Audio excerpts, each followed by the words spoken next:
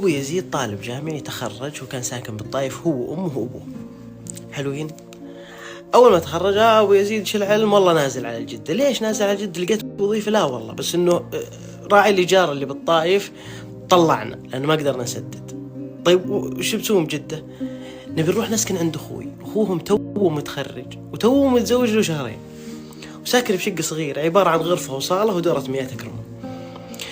في يوم نزلوا هو أمه وأبوه أبو يزيد، صار الأخو وزوجته ساكنين بالغرفة وهو بالصالة الأم والأبو أبو يزيد هذا اللي توه متخرج.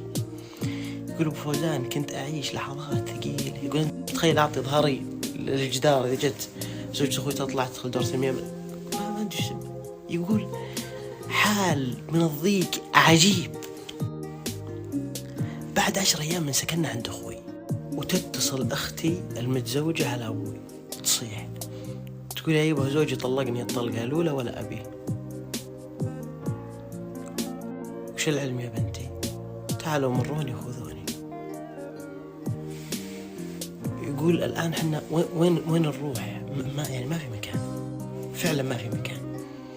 يقول واخذ سيارة أبوي واطلع واجيب أختي ومع 3 و4 عيال ونجي عند أخوي نسكن. فمن صار ساكن بالصالة 4 أطفال وأمهم وأبو يزيد وأمهم وأبوهم 8 أنفس بصالة 4 ب4. يقول فعلا ما في مكان. يقول أنا كن الدنيا ضاغط على صدري. وجيك بصبحية وأقوم لأبوي قلت يبا أبشرك ترى لقيت وظيفة بتبوك. ما شاء الله مبروك يا وليدي. ويا يبا عطون فرصة بس أروح إن شاء الله أكون عمري علشان بس نطلع من عند أخوي لأننا حرجنا وكثير وإني ودي أخذ سيارتك يبا. قال أبد خذ اللي تبي، رح توكل على الله. طبعا أبو يزيد ما لقى وظيفة بتبوك، يبي تكس بجدة بس يبي ياخذ راحته عشان يطلع من أول الفجر ما يرجع إلا الساعة 12. يقولوا مهما اشتغلت كتاكسي ما راح تطلع إلا 100-150 ريال إن طقت. يقول أنت متخيل أنا طلعت أسكن مع عمال بس علشان أقول لأهلي إني ساكن بتبوك. كيف والله الأجواء برد بتبوك الحمد لله. وأحول لهم يوم 100 يوم 70 على حسب السوق. كل ما لا تضيق. هنا نبي نوقف. أبو يزيد بذيك المرحلة اللي أنتم سمعتوا فيها كل ذا الأحداث اللي أنا مختصرها طبعا، هل تعلمون أني أنا كنت أقابله ما أدري أنه عنده ولا شيء من هالأحداث؟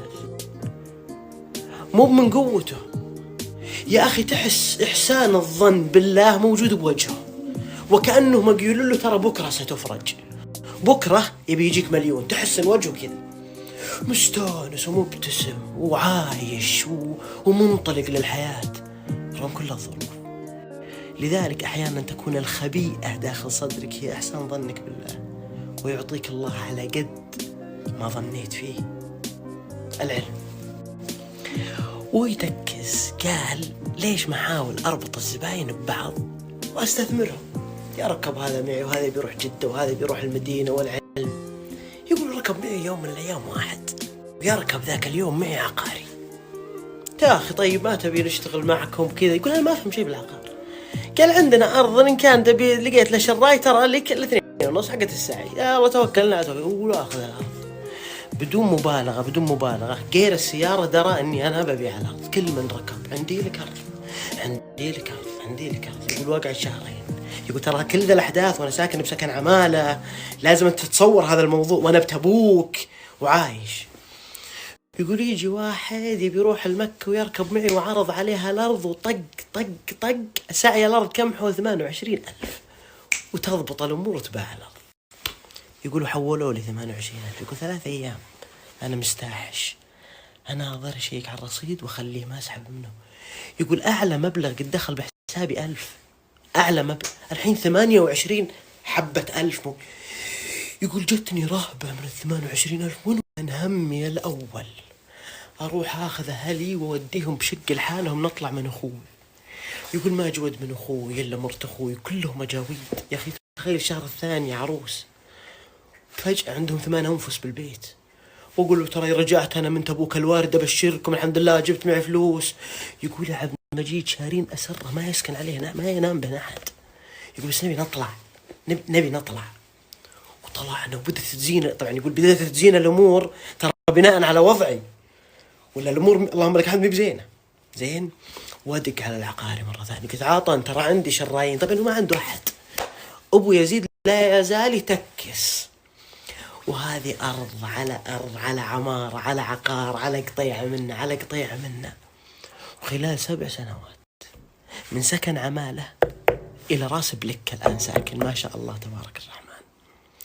لذلك يقول الله عز وجل: من اللي يقول الله انا عند ظن عبدي بي. وش اللي تحتريه من رب العالمين؟ ترى بيجيك تحتري الرزق، يبيجيك الرزق.